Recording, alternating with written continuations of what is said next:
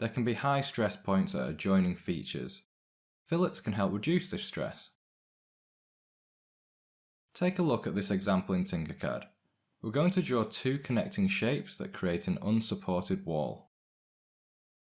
When printed, you can expect a very weak connection in the area where the two shapes meet. Sometimes the printer nozzle will even knock the vertical wall over. Let's duplicate the shape and add a fillet. A fillet is the rounding of interior or exterior corners. Tinkercad has a ready-made fillet shape that we can use under the Featured menu. We simply have to rotate, resize and stretch the shape to fit our model. We can now mirror this across to the other side.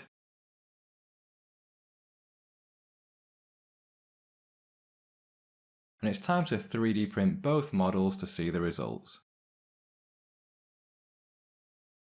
The model with a fillet is printing on the right, and you can see how the joint is rounded. Whereas the model on the left has walls meeting at 90 degrees. Here are the finished prints.